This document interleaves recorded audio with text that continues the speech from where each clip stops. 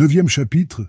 L'avocat de Renda était l'associé principal d'un cabinet qui représentait un grand nombre d'hommes d'affaires et d'entreprises ayant des intérêts communs ou complémentaires. L'avocat de Renda prenait grand soin de ses clients. Il les aidait de son mieux et il aimait aussi les voir s'aider les uns les autres. Il avait par exemple un client, courtier en hypothèque, qui faisait un séjour de 12 mois à la prison fédérale de Lewisburg pour avoir sciemment fraudé le gouvernement des États-Unis d'Amérique. Bon, eh bien, ce courtier avait dans la montagne un pavillon de chasse qui servait aussi au week-end galant qu'il n'utilisait pas pour le moment. On l'informa que Frank Renda avait besoin de solitude, d'une maison où il pourrait se reposer sans être embêté. C'est ainsi que l'avocat de Renda s'arrangea pour que Frank loue le pavillon du courtier pour la modique somme de $600 par semaine. Si Renda voulait habiter une maison dans la montagne pour l'avocat, c'était très bien. Alors qu'il aurait dû s'occuper de ses affaires commerciales, à savoir son service de location de linge de table pour les restaurants, sa société de blanchisserie et de nettoyage à sec, son agence de mannequins et sa chaîne d'instituts de massage. C'est là qu'il y avait de l'argent à gagner, pas en abattant des gens. Comme l'avocat connaissait très bien Frank Renda, ses humeurs et ses penchants, il savait qu'une fois que la décision de celui-ci était prise, il était parfois difficile de lui faire entendre raison. Il commença d'appeler Frank au pavillon de chasse du courtier en hypothèque, 1 heure après que le Cessna l'ait, en principe, lâché dans le désert. Il n'obtint de réponse qu'en fin d'après-midi et dut encore attendre 10 minutes avant que Frank vienne lui parler. Wiley lui tendit le combiné, en même temps qu'un scotch, puis elle retourna au canapé en peau d'ours où l'attendaient ses lunettes de lecture et son roman. Renda regarda la pièce autour de lui, les couvertures Navarro, les têtes empaillées d'antilopes et de cerfs, les poutres laquées, la grande roue de chariot convertie en lustre, les fusils de collection et les fers à marquer. Des cochonneries western dans tous les coins. Il n'avait jamais vu le courtier en hypothèque, ami de son avocat, mais il n'avait maintenant aucun mal à se l'imaginer. Un petit juif en chapeau de cow-boy, cravate ficelle, bottes à hauts talons, lunettes cerclées d'écailles et au bec une grosse saloperie de cigare. « Ouais, dit-il au téléphone. La voix calme et posée de l'avocat lui parvint. « Formidable, et il fait un temps superbe, il pleut pas et il neige pas. Bon alors, Harry, qu'est-ce que tu veux? La maison te plaît. On dirait une connerie de ranch d'opérette. J'ai déjà appelé plusieurs fois cet après-midi. » Le ton de l'avocat était encore calme, posé. « Où étais-tu? » « Au chiottes, répondit Renda. « Je viens ici pour ne pas être dérangé, et je suis pas là depuis 10 minutes que le putain de téléphone se met à sonner. Je ne vais pas te déranger, dit l'avocat. Je veux simplement que tu saches quelle est ta position. Je croyais que j'étais blanc. Tu l'es pour le moment. En principe, tu es libre, moyennant le versement d'une caution de $5 000 en attendant ta comparution dans 10 jours à une enquête. Bien qu'il soit tout de même possible qu'ils essayent d'inventer une accusation plus bénigne. « Non, ils feront jamais ça, dit Renda. Ils voudront pas me toucher s'ils peuvent pas m'accuser de meurtre avec préméditation. »« Je suis content que tu t'en rendes compte, dit l'avocat. Comme ça, tu sais que ce n'est pas le moment de faire quoi que ce soit. » Il s'interrompit un instant, qui puisse te faire désigner comme suspect. Tu sais, Frank, ils tiennent vraiment beaucoup à t'avoir. Et quoi d'autre de neuf? Tu as aussi dû comprendre pourquoi ils ont relâché le cultivateur de melons. Renda se tut. Très bien, dit l'avocat. Alors permets-moi de te rappeler que tu as des entreprises commerciales dont il faut que tu t'occupes. Les trucs que je faisais avant peuvent attendre. Je te rappelle aussi que tu as des associés, poursuivit l'avocat, et qu'ils n'auront peut-être pas envie d'attendre. Si j'en crois mon expérience, la plupart des gens ont tendance à s'impatienter quand quelqu'un fait passer ses affaires personnelles avant le bien commun, si tu veux. J'ai quelque chose à faire, dit Renda. Je pense qu'ils peuvent comprendre ça. Sinon, tant pis pour eux, moi je m'en fous. Très bien, tu dis que tu feras ce que tu as envie de faire, dit l'avocat. Je veux qu'il soit bien clair que je t'ai conseillé d'attendre. Tu es en train d'enregistrer? Demanda Renda. Chaque mot de cette conversation, répondit l'avocat. Comme je disais, je veux qu'il soit clair que je te conseille d'attendre. Je suis d'avis que toute action de ta part concernant le cultivateur de melons serait extrêmement malencontreuse. Harry, dit Renda, Ne m'emmerde pas, tu veux bien? Si j'ai besoin de toi, je t'appelle. » Il raccrocha. Wiley posa son livre sur ses genoux et regarda par-dessus les verres de ses lunettes de lecture. « Qu'est-ce qu'il voulait ?» demanda-t-elle. « Les conneries habituelles. Les avocats, ça parle, et ça ne dit rien. »« Je parie qu'il t'a dit de ne pas faire quelque chose d'inconsidéré, » dit Wiley. Il ne répondit pas. Elle le regarda s'asseoir avec son verre et boire une gorgée de scotch, l'air pensif. Elle fit une nouvelle tentative. « Après tout, » dit-elle, « tu le payes pour qu'il te donne des conseils. » Renda la regarda. « Et tu sais pourquoi je te paye, alors si tu pouvais la fermer. »« Tu ne me payes pas. C'est du pareil au même, » répondit Wiley. Elle commençait à l'agacer. Pas trop encore, mais elle commençait. Il avait largué une épouse qui le faisait carrément chier, qui n'arrêtait pas de parler, d'acheter des fringues et de les lui montrer. Et maintenant, il avait une nana diplômée de l'université où elle avait étudié le théâtre. Une fille très intelligente qui lisait des bouquins cochons. Des bouquins qu'elle croyait cochons. Il se dit « Où est-ce que tu es? Qu'est-ce que tu fous ?» Il y a 5 ans, se dit-il, tout était mieux. C'était plus simple. On lui donnait le nom de quelqu'un, il observait le type, ses habitudes. Puis, le moment venu, il s'approchait de lui et pressait sur la détente. Et voilà. Il prenait des vacances, attendait qu'on l'appelle, rentrait. Los Angeles, Las Vegas, là où on avait besoin de lui. Maintenant, c'était tout le temps les affaires, et encore les affaires. Réunions, rasoirs, discussions, planning, plein de saloperies de papiers à signer, conversations téléphoniques, des téléphones dans tous les coins. Dans le temps, il avait un téléphone. Le téléphone sonnait, il décrochait, disait « Allô », une voix lui disait le nom et ça y était. Il n'avait même pas besoin de dire au revoir. Maintenant, il avait 6 téléphones dans sa maison et 4 dans son appartement. Il prenait du Librium, du Démérol et du Malox. Il lui arrivait même de fumer un joint. Ce qu'avant, il ne faisait jamais, tout comme il se méfiait des gens qu'il faisait. Plus de 150 000 $ par an pour parler au téléphone et signer des papiers. Dans le temps, il touchait 5 000 $ par contrat, jusqu'à 10 000 quand c'était particulièrement du rail ou quand le type était connu.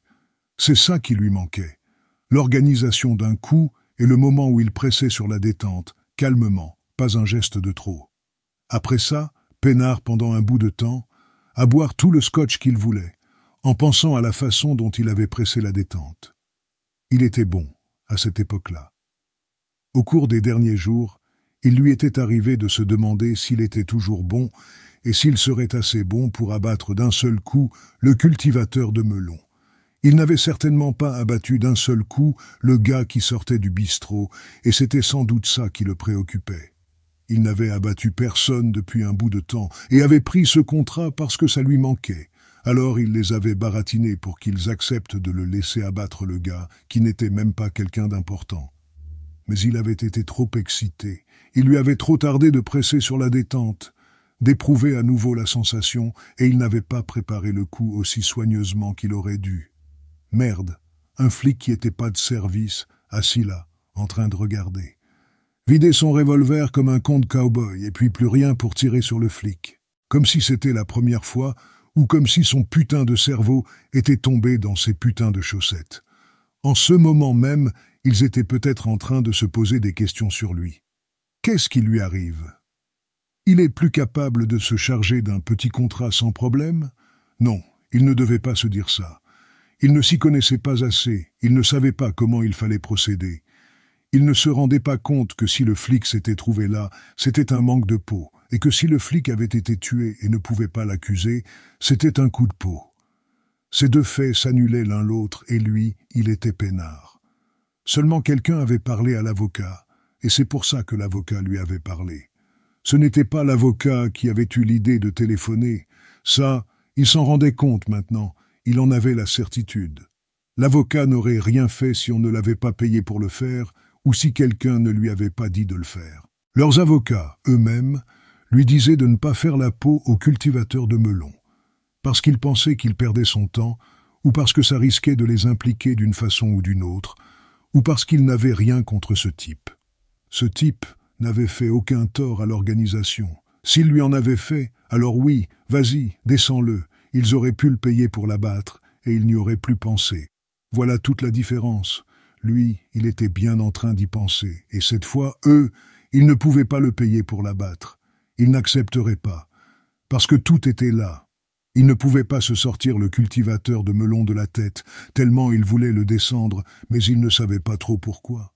C'était pas parce que le type lui avait cogné dessus une ou deux fois, et pourtant, c'était la façon dont le type l'avait regardé, la façon dont il lui avait parlé, la façon dont il avait monté ce coup dégueulasse en faisant comme s'il pouvait être acheté.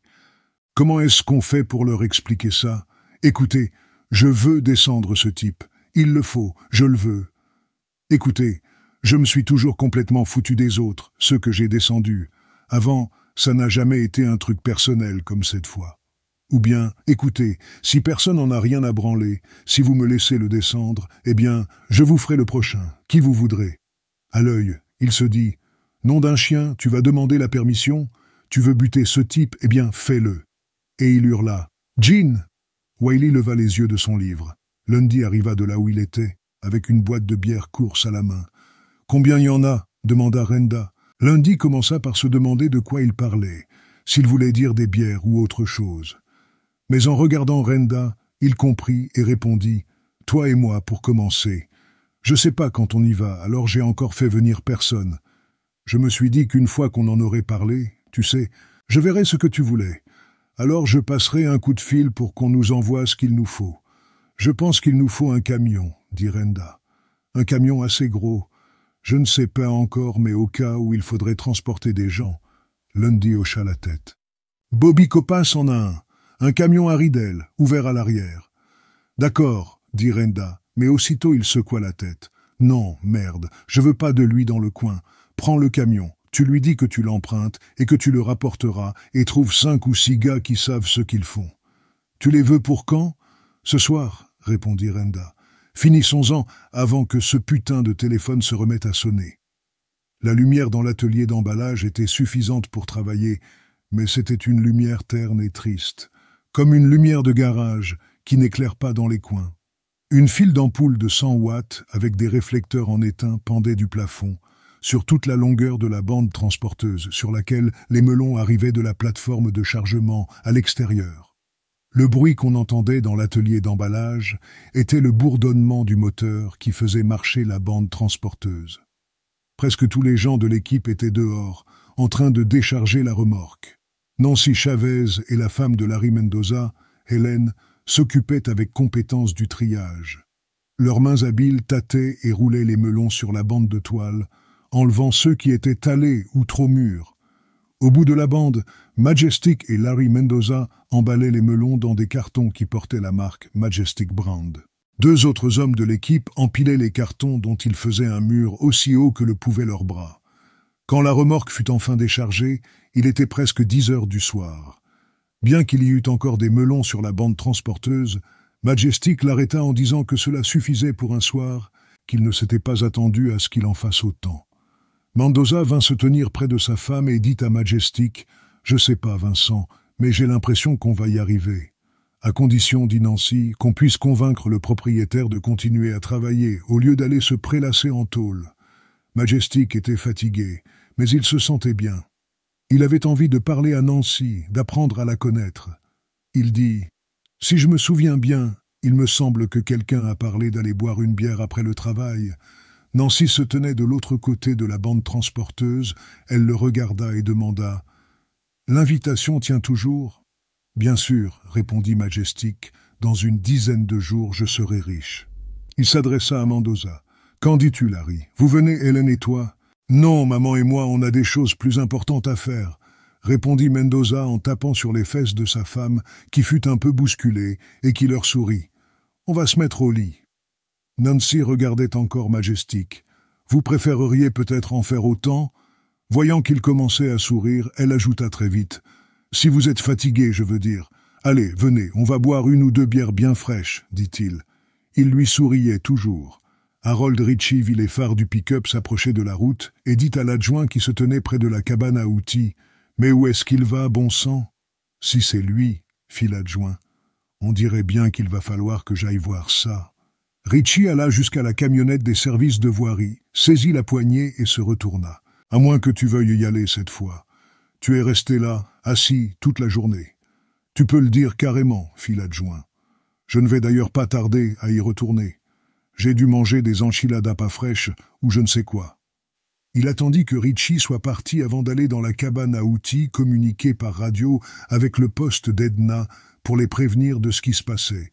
Ce que le poste transmettrait au lieutenant McAllen, qui devait être tranquillement assis dans son salon, en train de lire le journal ou de regarder la télé, avec, au bout du couloir, une belle salle de bain toute propre et bien éclairée à sa disposition. En s'approchant du WC transportable, il se disait qu'il était un idiot de n'avoir pas filé le pick-up. Cette fois, il aurait probablement pu s'arrêter quelque part, à une station-service ou un bistrot. Il entra dans le WC en dégrafant sa ceinture et referma la porte. À moins de 100 mètres de réfection de la route, 3 paires de phares apparurent soudain. Le camion à ridelles qui venait en tête, suivi par les 2 conduites intérieures, se mit à accélérer. Il roulait à 65 km à l'heure quand il atteignit les barrières, vira et emboutit au passage le WC portable. Si l'aile droite ne fit que l'effleurer dans un raclement de métal contre métal, le coin de la paroi latérale le heurta de plein fouet, s'enfonça dans le métal léger en arrachant l'abri à son socle et en le propulsant presque jusqu'à la cabane à outils avant qu'il ne bascule, cul par-dessus tête, dans le fossé. Le camion à ridelles continua d'avancer, puis il tourna pour s'engager dans le chemin qui conduisait chez Majestic. Quand les 2 conduites intérieures, l'Oldsmobile 98 de Lundy et une Dodge de couleur sombre, s'arrêtèrent à côté des barrières, le WC défoncé baigna dans la lumière des phares de l'Oldsmobile. Renda, Lundy et un homme qui portait une mitraillette sous le bras descendirent des voitures et s'avancèrent dans un rayon de lumière. Quand Lundy se redressa, après avoir réussi à ouvrir la porte du WC, l'homme à la mitraillette dirigea son arme sur l'ouverture. Lundy l'écarta, tendit le bras à l'intérieur et se redressa à nouveau en regardant Renda. « Mort, lui dit-il. Il a dû se faire écraser par un camion, dit Renda. En poussant un peu la porte à moustiquaire, Mendoza pouvait voir le camion à ridelles arrêté devant le logement des saisonniers et entendre le bourdonnement sourd de son moteur. Arrêté là, tout simplement. Personne n'en était descendu. Personne n'était sorti du logement des saisonniers. Les ouvriers devaient tous être à l'intérieur ou dans les parages, car leurs 3 vieux tacos étaient là. Quand les 2 paires de phares venant de la route éclairèrent le chemin, puis passèrent devant le logement des saisonniers, Mendoza s'écarta de la porte. Il était vêtu de son seul caleçon, il valait peut-être mieux qu'il se dépêche de s'habiller. Mais les voitures ne venaient pas chez lui, elles continuaient. Derrière lui, sa femme chuchota. « Qui c'est? Tu sais qui c'est ?» Il le savait. Il en était presque sûr. Mais il lui répondit « Reste avec les enfants ». Quand elle se mit sur le pas de la porte pour regarder dehors, il la tira en arrière à cause de la combinaison qu'elle portait comme chemise de nuit. La combinaison était d'un blanc mat au clair de lune et Mendoza avait peur que cela n'attire leur attention sur sa femme. Pourtant, il savait qu'il devait maintenant être arrivé à la maison de Majestic. « Mais qui c'est ?» demanda-t-elle à nouveau. « Je sais pas, » répondit Mendoza, « mais ils n'ont rien à faire ici, et autant que je sache, ce sont pas des amis. Va te coucher. » Elle s'attarda un peu, puis elle finit par s'en aller. Quand Mendoza entendit grincer les ressorts et sut qu'elle s'était recouchée, il ouvrit prudemment la porte à moustiquaire, sortit et referma la porte en la tenant pour qu'elle ne fasse pas de bruit. Il se tint sur les marches du perron, regarda le chemin et vit les phares des 2 voitures devant la maison de Majestic. Il ne savait pas si les types attendaient dans leur voiture ou s'ils étaient entrés dans la maison. « Mais pourquoi ils s'en vont pas ?» se dit-il. « Il voit bien qu'il n'est pas là. Allez, taillez-vous. » Vincent était avec une fille. Il bavardait et buvait de la bière. Il resterait peut-être absent pendant des heures, à passer une soirée agréable. Il se coucherait tard, mais ça ne l'empêcherait pas de se lever tôt pour travailler. Il ne le connaissait pas. Il les vit un instant à la lumière des phares et entendit faiblement les portières claquer. Puis il rentra dans sa maison quand les voitures revinrent vers chez lui. Il était sûr qu'elles passeraient devant la maison et s'en iraient. Et quand les voitures firent un crochet pour venir s'arrêter près du perron, il n'en crut pas ses yeux et recula pour s'éloigner de la porte à moustiquaire, mais pas assez vite. La lumière des phares était aveuglante et ces types pouvaient certainement le voir. Il entendit les moteurs tourner au ralenti. Des hommes, 3 silhouettes obscures, montèrent les marches du perron.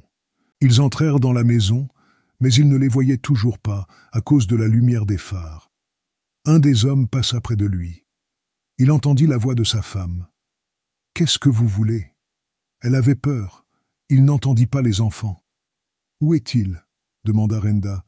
Mendoza songea à sa femme et ses 3 enfants dans la chambre derrière lui. De quoi avait-il l'air? D'un type qui se tenait là, en caleçon, parce qu'il venait d'être réveillé alors qu'il dormait profondément. Comment pouvait-il savoir ce qui se passait? Il répondit « Je sais pas. Vous voulez dire Vincent Majestic ?» Il n'est pas chez lui. Il n'avait jamais vu Eugène Lundy et maintenant, il ne vit pas ses traits, rien qu'une grande silhouette costaude qui s'approcha de lui. L'instant d'après, un poing s'écrasait sur sa bouche et le mur lui heurtait violemment le dos. L'homme qui l'avait frappé tendit le bras et le maintint contre le mur pour l'empêcher de tomber. « Où est-il » demanda à nouveau Renda. « Je sais pas, dit Mendoza. Croyez-moi, si je savais, je vous dirais. Il est allé en ville, demanda Renda. Je sais pas, dit Mendoza. Je vous jure. Je croyais qu'il était chez lui, dans son lit. Renda attendit en sachant qu'il perdait son temps. Ce type disait sans doute la vérité. Amenez-le, dit-il. Sa femme aussi. Ils firent sortir tous les gars du logement des saisonniers, en les obligeant à se presser, puis à se tenir devant le bâtiment, en sous-vêtements ou rien qu'en pantalon, pieds nus, plissant les yeux à cause de la lumière aveuglante des phares du camion. Mendoza et sa femme furent bousculés jusqu'au groupe de saisonniers par les hommes armés qui se tenaient en dehors de la lumière. Les saisonniers attendaient, trop effrayés pour parler ou demander ce qui se passait. Finalement, Lundy, qui se tenait avec Renda à côté du camion, leur dit « Nous cherchons le patron, qui veut me dire où il est ?» Lundy attendit, il leur donnait le temps. Dans le silence, ils entendaient les grillons dans le champ de melons. « Personne le sait, hein ?» dit alors Lundy. « Personne n'a entendu où il allait et personne l'a vu partir. » Renda lui dit à voix basse « On a un flic mort et plus beaucoup de temps. Débarrasse-toi d'eux. » Renda s'éloigna dans l'ombre en direction de l'atelier d'emballage. Il entendit Lundy qui leur disait « Vous avez tous 2 minutes pour monter dans vos voitures, ficher le camp d'ici et ne jamais revenir. » Il entendit une petite voix faible dire, avec un accent « On a travaillé, mais on n'a pas encore été payé. Comment on fera pour avoir notre argent ?» Il entendit Lundy répondre « Continuez à parler et je vais me mettre à cogner. Allez, foutez le camp, tous, et vite !» Les portes de l'atelier d'emballage étaient ouvertes. Renda monta les marches de la plateforme de chargement et regarda à l'intérieur. Il aperçut la bande transporteuse et les melons sur la bande. L'atelier éveillait sa curiosité, comme s'il pouvait lui apprendre quelque chose sur l'homme qui en était propriétaire. En tâtonnant sur le mur dans lequel s'ouvrait la porte, il trouva l'interrupteur. Il entendit, dehors, qu'on essayait de faire démarrer des voitures, puis les moteurs qui tournaient. Lundy et l'homme à la mitraillette entrèrent dans l'atelier. Renda regardait le mur de carton contenant les melons qui avaient été triés et emballés pendant la soirée. « Il a travaillé dur, » dit Lundy. « Je lui ai demandé qu'est-ce qu'il voulait. » Renda avait toujours les yeux fixés sur le mur de carton de melons. Lundy et l'homme à la mitraillette le regardèrent. Il a dit « Je veux rentrer ma récolte de melons », poursuivit Renda. C'est tout ce qu'il voulait, rentrer ses melons. Lundy n'en crut pas ses yeux quand il vit Frank sortir son 45 automatique, pas possible, et se mettre à tirer sur les cartons empilés, à tirer comme un dingue en faisant un boucan à réveiller un mort jusqu'à ce que son 45 soit vide. Alors Renda les regarda. Il avait l'air calme.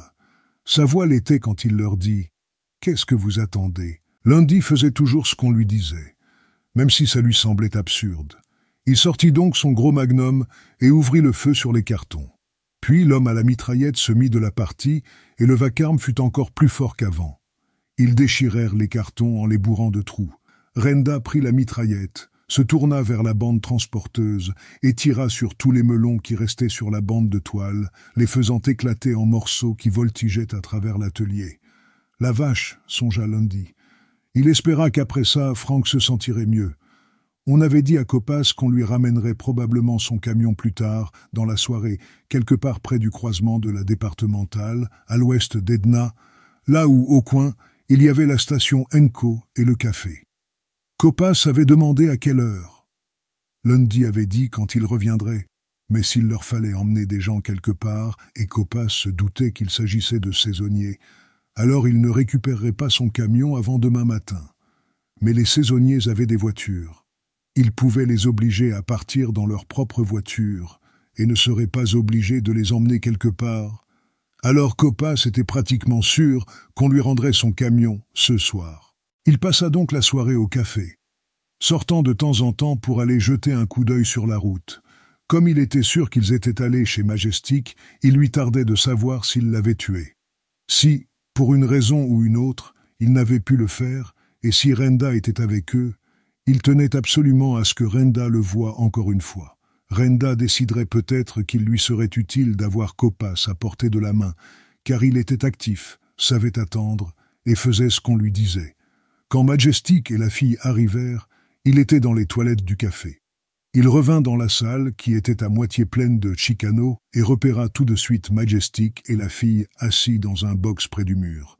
Il ne remarqua pas les deux adjoints au comptoir, Richie et un adjoint qui était venu le rejoindre là. Il ne les remarqua pas car ils étaient habillés en ouvriers, et parce que le seul souci de Copas était de sortir de là, avant que le regard de Majestic tombe sur lui.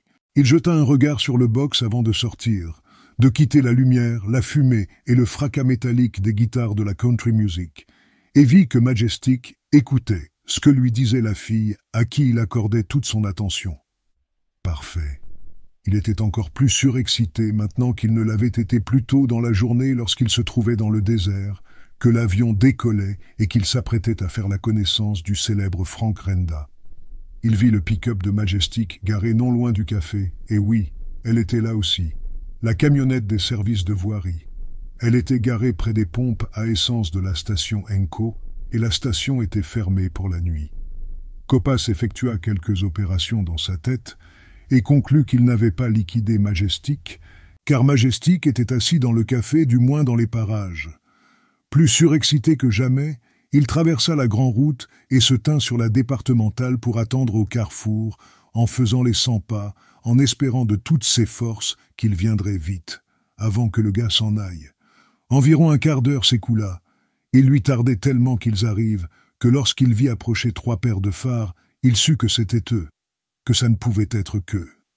Maintenant, la chose à faire était de se comporter avec calme et décontraction, cacher sa surexcitation. En ralentissant avant le croisement, Lundy aperçut la silhouette de l'homme qui se tenait au coin.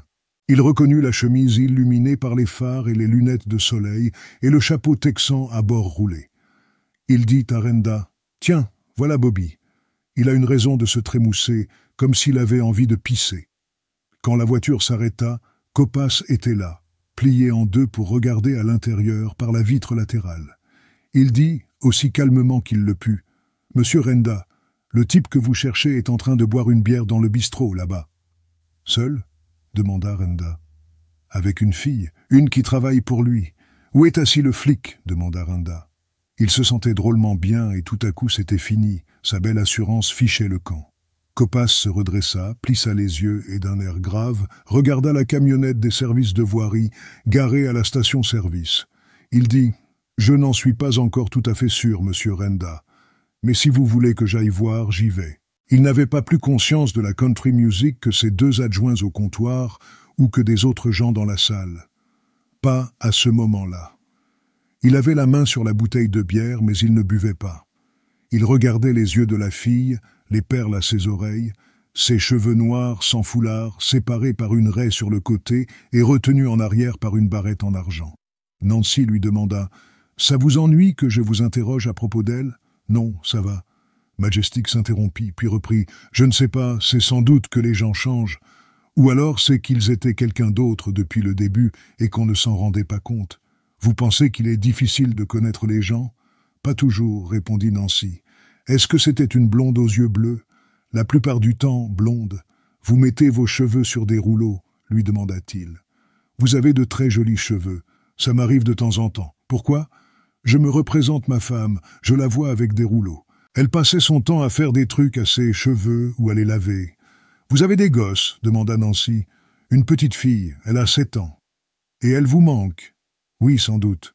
Je ne les ai pas vues depuis 2 ans. Elles sont parties s'installer à Los Angeles. Rompant un silence qui commençait à durer, Nancy demanda « C'est à elle que vous pensez ?»« Non, pas vraiment. À quoi pensez-vous ? Je pense que j'aimerais vous connaître mieux. Alors je vais rédiger un CV. Vous le lirez, on verra si je passe. Toujours sur la défensive. » Il la regardait fixement quand il ajouta « Vous êtes très jolie. »« Non, pas très, » répondit Nancy. « Mais quand même pas mal non plus, sans doute. Pas quelqu'un que vous chasseriez de votre lit, hein, si c'est là où vous voulez en venir. »« Pourquoi ne pas essayer de vous détendre un peu, d'être naturel ?» demanda Majestic. « Essayez pour voir. Vous voulez coucher avec moi. » « Pourquoi ne pas le dire ? Je voudrais vous prendre dans mes bras. Pour voir à quel point nous pouvons être proches, demanda Nancy. « Parfois, malgré tous nos efforts, on n'est quand même pas assez proches, dit-il. Vous savez comment c'est ? » Elle ne répondit pas, mais à son expression, à son sourire très doux, il sut qu'elle comprenait cette émotion. Quand deux personnes voulaient rester couchées tout près, l'une contre l'autre, s'étreignant sans rien dire car elles n'avaient pas besoin de mots pour exprimer cela. Il lui dit « Rentrons maintenant, vous voulez bien ? Allons chez moi. » Il était inutile de le faire attendre, ou d'être, comme il disait, sur la défensive. Elle était consciente du fait qu'ils se connaissaient, qu'ils connaissaient les sentiments l'un de l'autre. Elle savait qu'avec lui, elle pouvait se détendre et être naturelle. Pourtant, elle eut encore un moment d'hésitation, qu'elle mit sur le compte de l'habitude avant de lui répondre « D'accord, chez vous. » Elle lui sourit, alors il lui souriait. « Mais il faut d'abord que j'aille aux toilettes, dame, si elles ne sont pas fermées à clé. »« Si elles le sont, dit-il, j'enfoncerai la porte d'un coup de pied. » Il la regarda traverser la salle, et les hommes qui la regardaient quand elle passait près de leur table, pour atteindre le petit couloir qui conduisait à la cuisine et aux toilettes.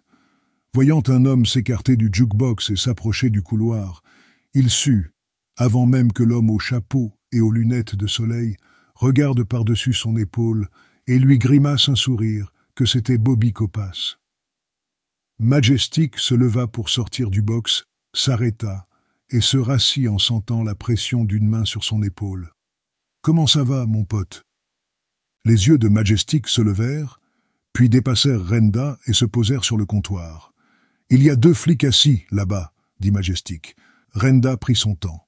Il s'installa à la place qu'avait quittée Nancy et regarda Majestic avant de dire « S'il n'y était pas, vous seriez déjà mort. » Le regard de Majestic se reporta sur le couloir. Copas n'avait pas bougé, il regardait. « Vous allez laisser la fille tranquille, hein ? Elle n'a rien à voir là-dedans. »« J'ai rien à foutre de la fille, » dit Renda, « du moment qu'elle reste dans les chiottes et qu'elle nous fiche la paix. J'ai quelque chose à vous dire. Vous le savez déjà, sans doute, mais je veux en être sûr.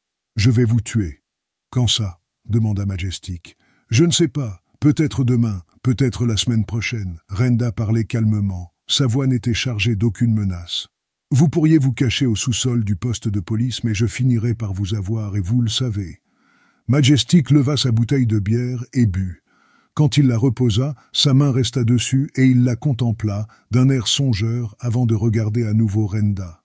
« Je peux vous demander pourquoi ? » « Je vous ai dit pourquoi. Nous faisons un marché, ou bien vous êtes mort. Le fait que je m'en suis tiré n'a rien à voir. Vous m'avez mis dans une sale situation. Vous avez essayé, et personne ne fait ça. Alors je crois pas que je peux vous faire changer d'avis, hein, fit Majestic. Non mais, répondit Renda.